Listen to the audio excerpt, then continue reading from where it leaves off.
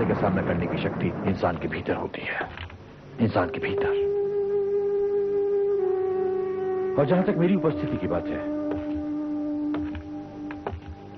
तो धीरे धीरे तुम सब लोग एक दिन मेरे बिना जीना सीख जाओगे। नहीं पंडित जी, नहीं, ऐसा मत बोलिए, मत बोलिए पंडित जी। प्रणाम पंडित जी। हाँ कालिंदी, बोलो क्या बात है? महारानी ने मेरा निवेदन स्वीकार किया या नहीं? हाँ पंडित जी, महारानी ने आपका निवेदन स्वीकार कर लिया है, लेकिन इस वक्त उनसे मिलना मुमकिन नहीं। लेकिन क्यों? क्योंकि महारानी इस वक्त महाराज के कक्ष में है, आपको इंतजार करना होगा।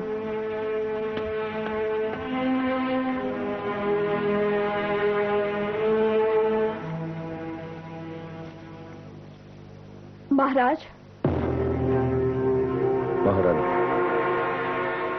क्या पंडित जगन्नाथ के खिलाफ आप कोई और ठोस सबूत लेकर आए हैं? महाराज, क्या हमारे संबंध इस स्तर तक आ गए हैं कि आपसे मिलने के लिए हमें कोई वजह, कोई कारण लेकर ही आना होगा? शिवदत्त ने ऐसा नहीं कहा महारानी। कहना है कहने का अकेला जरिया नहीं होता महाराज। आपने हमसे कुछ न कहकर भी सब कुछ कह दिया है। देखिए महारानी, शिवदत्त को इस वक्त एकांत चाहिए, क्योंकि शिवदत्त की परेशानियां और शिवदत्त की उलझनें शिवदत्त की है। ऐसा नहीं है महाराज। आपकी पत्नी होने के नाते आपकी परेशानियां, आपकी उलझनें हमारी भी हैं। वो कभी थी महारानी, लेकिन अब नहीं। अब इसलिए नहीं क्योंकि जब से आपने पंडित जगन्नाथ को सजा सुनाई है, तब से आप हमारे महाराज कम और पंडित जगन्नाथ पर मेहरबान होने का फर्ज ज्यादा अदा कर रहे हैं। तो इसमें गलती क्या है महारानी? गलत है महाराज। आपके और हमारे संबंधों के बीच में पंडित जगन्नाथ का हादसा हायल हो गया है। पंडित जगन्नाथ की सजा ने आपके दिल पर दस्तक देने का हक हासिल कर लिया है और हम जैसे बेकसूर को आपके दिल से खारिज होने की सजा का हकदार बना दिया है। वो इसलिए महारानी कि पंडित जगन्नाथ और भी चुनारगढ़ को बहुत प्यार करता है, और जो भी चुनारगढ़ को प्यार करता है वो शिवदत्त के लिए बहुत ही प्यारा हो जाता है। तब तो हम ये कहें महाराज कि एक कसूरवार को आपका प्यार पाने का हक है और एक बेकसूर को हासिल है आपकी उपेक्षा। बेकसूर को शिवदत्त की उपेक्षा? हाँ महाराज, अगर ऐसा नहीं है तो आप अपनी उपेक्षा की सजा हमें क्यों दे रहे हैं? शिवदत्त ने ये सजा आपको नहीं दी है महारानी, बल्कि शिवदत्त ने ये सजा अपने प्यार को दी है। महाराज, अगर आपके प्यार का कानून यही कहता है तो हमें यह भी मंजूर है, लेकिन अगर हमारे प्यार की कशिश अब भी बाकी है, तब आपका दिल एक दिन हमें जरूर पुकारेगा। महारानी, अगर शिवदत्त के दिल पर पड़ती हुई पंडित जगन्नाथ की बेगुनाही की दस्तकें सही तो एक दिन शिवदत्त के प्यार की गलत पैमाइश करने के जुर्म में आपका दिल बहुत पछताएगा। वो तो अभी साफ हो जाएगा। क्या मतलब? न जाने कि पंडित जगन्नाथ ने हमसे मिलने की दरख्वास्त की है। देखते हैं उनका क्या कहना है।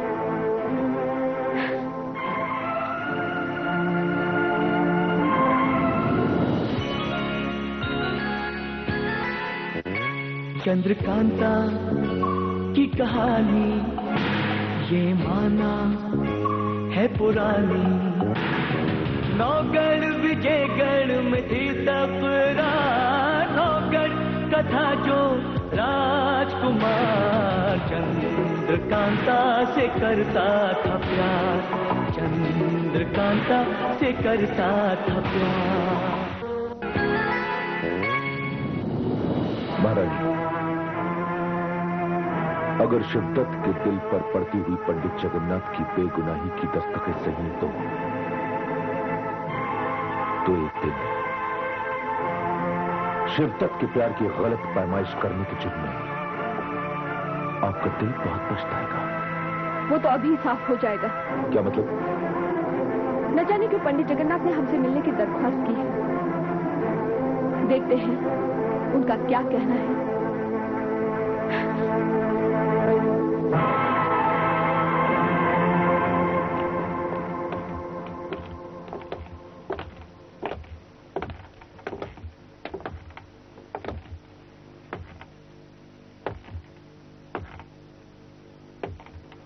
महारानी।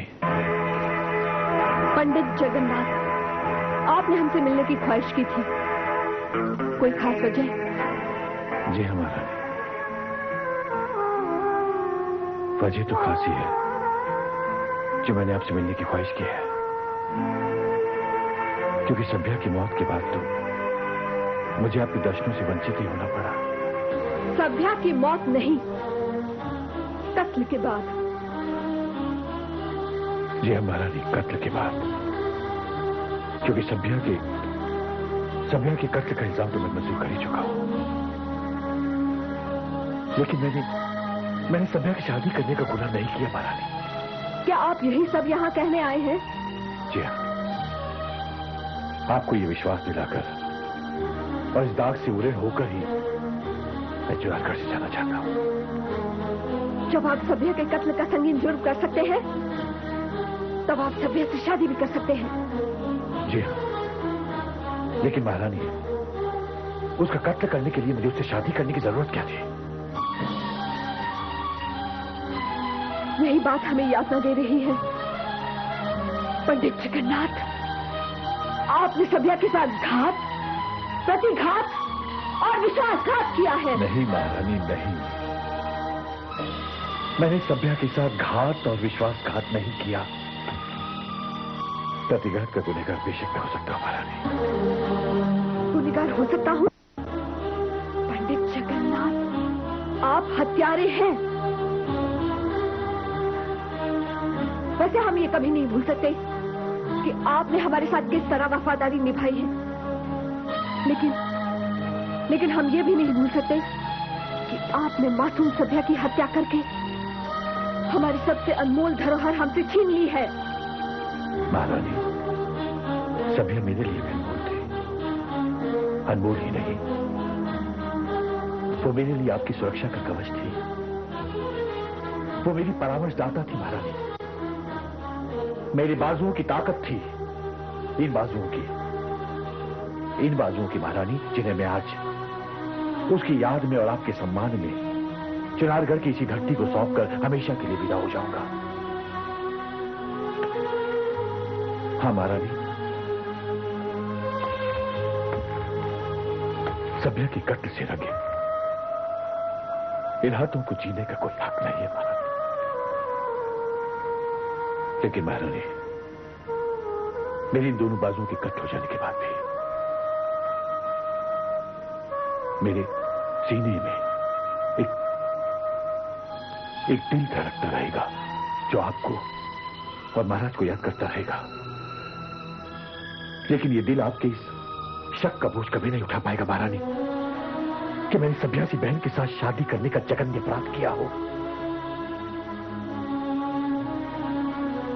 महारानी, मालूम नहीं आप इन अपराधी हाथों का अंतिम प्रणाम स्वीकार भी करेंगे या नहीं, लेकिन चुनारगढ़ से बिछड़ता हुआ मेरा ये भारी दिल आपको अंतिम प्रणाम करता है। मुझे तो आपकी सुरक्षा की चिंता लेकर यहां से बिछड़ना ही होगा महारानी। बस संतोष इसी बात का है कि चुनारगढ़ महल की सुरक्षा बद्रीनाथ जैसे मजबूत हाथों में है।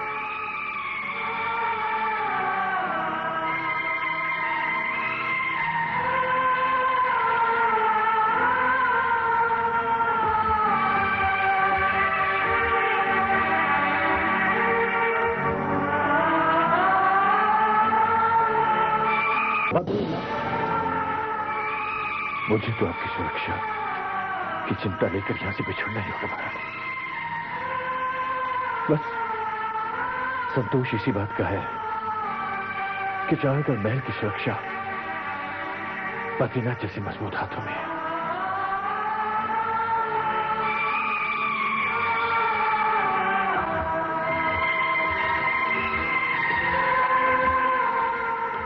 बद्रीनाथ जी ने इस बात को तो नतीजे तक पहुंचा दिया है कि शव्या का कातिल शनि है, लेकिन मेरी समझ में यह नहीं आ रहा है कि शव्या से शादी और उसके कत्ल के पीछे शनि का क्या मकसद हो सकता है। शनि को इससे क्या हासिल? अगर हासिल है तो सिर्फ तारा को। हमें इस बात पर गौर करना चाहिए और यह भी पता लगाना चाहिए कि शनि और चुनारगढ़ के दुश्मन षड्यंत्रकारियों के बीच कुछ साठगांठ तो नहीं है। हाँ, इस मसले पर हमें इस तरह से देखना और समझना भी बहुत जरूरी है। हमारी समझ में नहीं आ रहा है कि हमारी इच्छाओं और इरादों को शिकस्त देने के लिए वक्त पूरी रफ्तार और तीव्रता से भागता जा रहा है। अब वक्त का इंतजार न करके हमें कोई फैसलाकुन कदम उठाना ही होगा। वो क्या हो सकता है पन्नालाल? हमें फौरन महाराज के पास जाना चाहिए और उनसे दरख्वास्त करनी होगी कि पंडित जगन्नाथ की सजा के मुकर्रर वक्त को कुछ और समय के लिए मुलतवी किया जाए। और वो इसलिए क्योंकि सभ्या के असली कातिल शनि को पकड़कर लाने के लिए बद्रीनाथ जी और घसीटा दोनों गए हुए हैं और सबूत को पकड़कर लाने में उन्हें वक्त लग रहा है। ये आप ठीक कह रहे हैं। महाराज हमारे निवेदन पर जरूर विचार करेंगे। लेकिन दुश्चिंता की बात तो यह है कि बद्रीनाथ जी और घसीटा राम में से कोई भी अभी तक वापस नहीं आया है। ये घोड़ा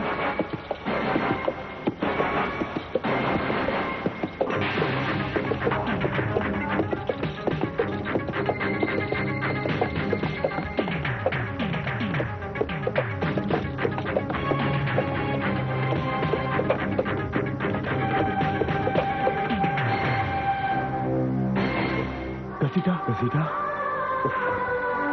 ये तो सर्वनाश हो गया पन्नालाल। ये दुश्मन ने हमारे साथ बहुत बड़ा अपघात किया है। विजय बहादुर, घसीटा को नीचे उतारो।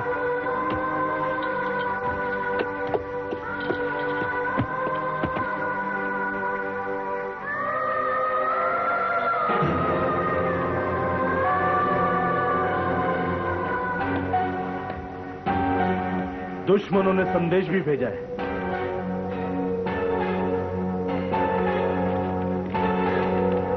चेतावनी, बद्रीनाथ की मदद के लिए जो भी बाहर कदम निकालेगा अब उसका हश्र यही होगा। खबरदार।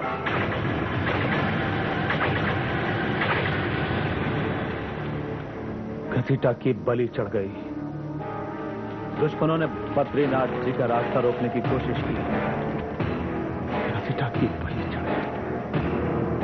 अब दुश्मनों को पकड़ने से पहले जरूरी है कि पंडित जगन्नाथ जी की सजा को मुलतवी कराया जाए। तो जैसा आपने कहा है, महाराज से फौरन दरखास्त की जाए, क्योंकि बद्रीनाथ जी की जान ताप पर लगी हुई है। हाँ, लेकिन पन्ना, हमें इस बात को भी ध्यान में रखना चाहिए कि महाराज ने पिछली बार हमारी इल्तिजा खारिज कर दी। यही ठीक रहेगा। हमें पंडित जगन्नाथ से इल्तिजा करनी होगी कि वो अपना इकबालिया बयान बदल दें, वरना उनकी इस जिद पर न जाने कितनी और बलियां चढ़ जाएंगी। लाश उठाओ। किसकी लाश है ये?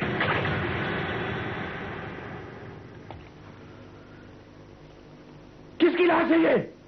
घसीटा की, आपके घसीटा की। ये क्या कह रहे थे? अल्लाह, कैसे हुआ ये? किसने कत्ल किया घसीटा का? ये तो नहीं मालूम, लेकिन इतना जरूर मालूम है कि घसीटा ने आपकी जान बचाने के लिए आपकी खातिर अपनी बलि दे दी।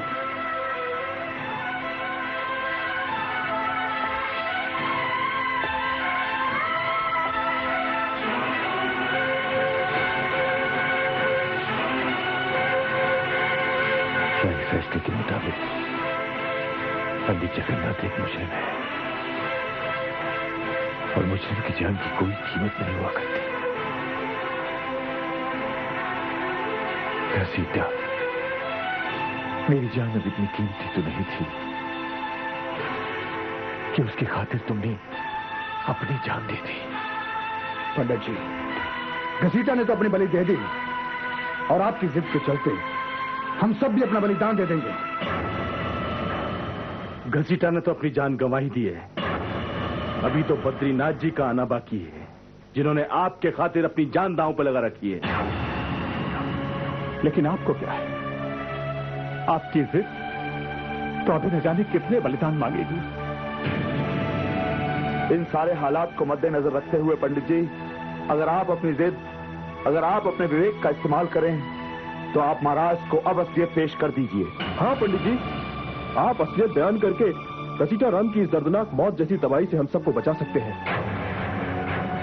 और हम सब भी बिखरने के बजाय एक साथ मिलकर चुनारगढ़ के लिए वो बुलंदियां हासिल कर सकते हैं जो आपकी जिंदगी का एकमात्र मकसद है। जय जी, चुनारगढ़ की बुलंदियों के सामने कोई भी बलिदान बहुत मामूली बलिदान है। मैंने भी बस वही बलिदान किया है। नहीं पंडित जी, आप गलत कह रहे हैं। आप अपने भाई शनि की कारगुजारियों की कीमत अदा कर रहे हैं। आप अपनी जिद पर अड़े हुए हैं।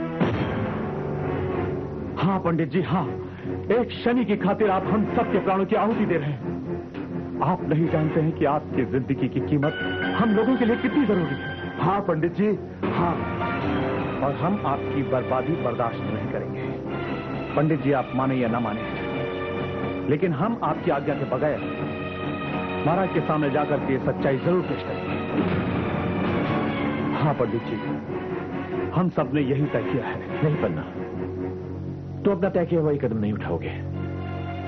तुम मुझे महाराज की सजा और उनका आदेश पूरा करने में मेरी मदद करोगे, और इस सजा की मार्फत मुझे मेरा प्रारब्ध भुगतने दोगे।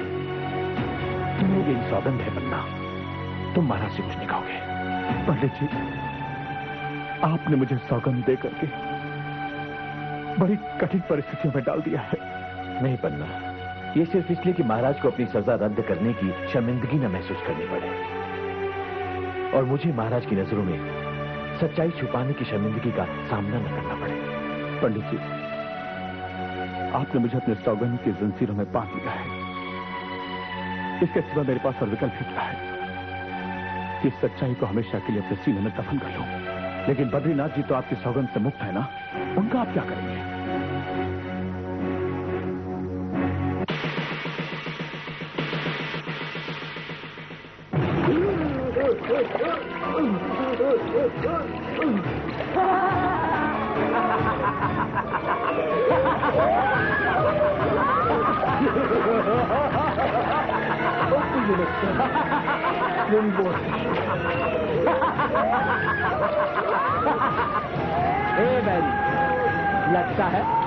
लगता नहीं, तुम्हारी मौत निश्चित है।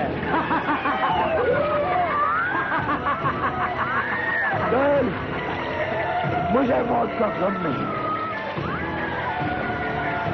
मुझे गम सिर्फ इस बात का है कि मैं पंडित जगन्नाथ को सजा से मुक्त कराने में नाकामयाब रहा। ए बैरी, तुम्हारी नाकामयाबी में मेरी खुशी और कामयाबी बेवक्त है।